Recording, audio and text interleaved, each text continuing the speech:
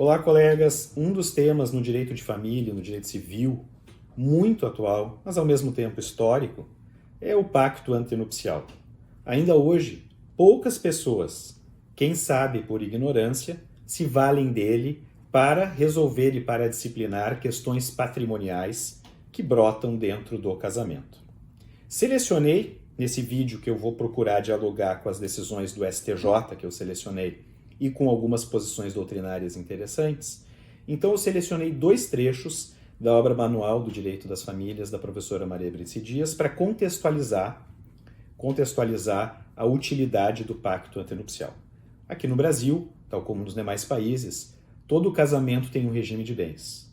De sorte que ou os noivos escolhem um dos regimes, aspas, pré-fabricados pelo legislador e que constam no Código Civil, ou os noivos idealizam um regime de bens exclusivo, ou quem sabe mesclam regimes. Quando optam por fugir do regime geral, que é o da comunhão parcial de bens, então nesse caso é essencial a elaboração do pacto antenupcial. O regramento do pacto antenupcial no Código Civil ele é bastante sucinto. São poucos artigos. Selecionei dois aqui no vídeo para apresentar a sua utilidade. O primeiro deles, na realidade, é um requisito de forma, que está previsto no artigo 1653, o qual estabelece que o pacto antenupcial deve ser celebrado por instrumento público, ou seja, uma escritura que vai regular a vida patrimonial daquele casal.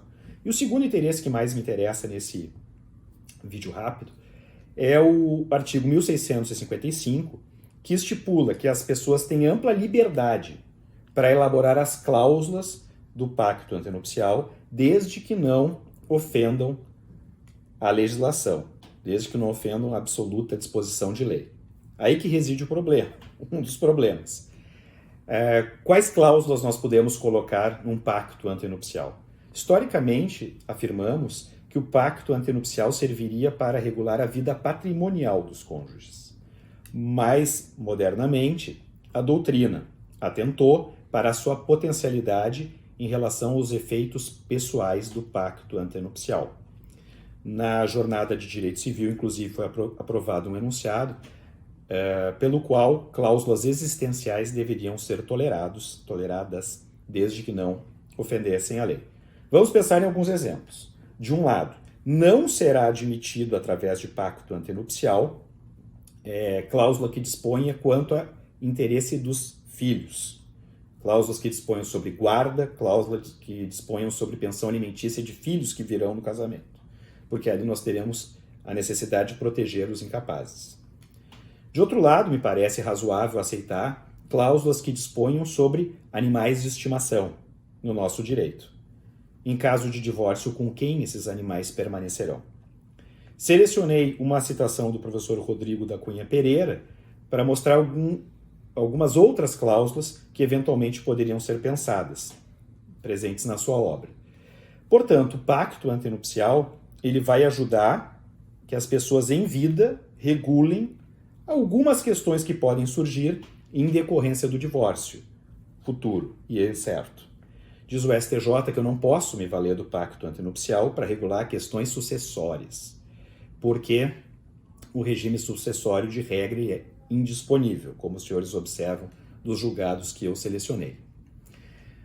Portanto, assim como na união estável as pessoas podem, através de um contrato escrito, regular a sua relação estável, também no casamento as pessoas podem, através do pacto antenupcial, regular alguns aspectos importantes da sua conjugalidade.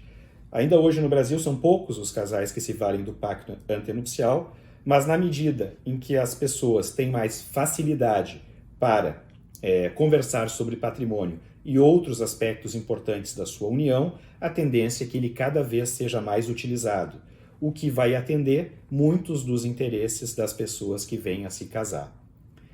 Última questão, já passei um pouquinho do tempo que eu imaginava. Há uma questão interessante na jurisprudência e na doutrina, que ocorre quando as pessoas celebram o pacto antenupcial, porém não se casam. E sabemos, até pelo próprio nome, que o pacto antenupcial é elaborado para o casamento futuro. E aí vem a dúvida, Quando as pessoas se valem do pacto antenupcial e não se casam, eu poderia me valer dos termos desse pacto antenupcial para regular a vida patrimonial da união estável entre elas? Há uma posição bastante razoável na jurisprudência do STJ, como os senhores observam do julgado, que eu selecionei, e que na doutrina é sustentado também pelo professor Rolf Madaleno, dizendo que sim. Ora, se as pessoas podem, através de um contrato escrito, regular a vida patrimonial na união estável, seria razoável que o pacto antenupcial, celebrado por escrito, também servisse para nortear eventuais decisões a respeito da vida patrimonial, no caso de uma união estável ser desfeita. Essa é uma questão bastante interessante. Agradeço a atenção de todos, grande abraço.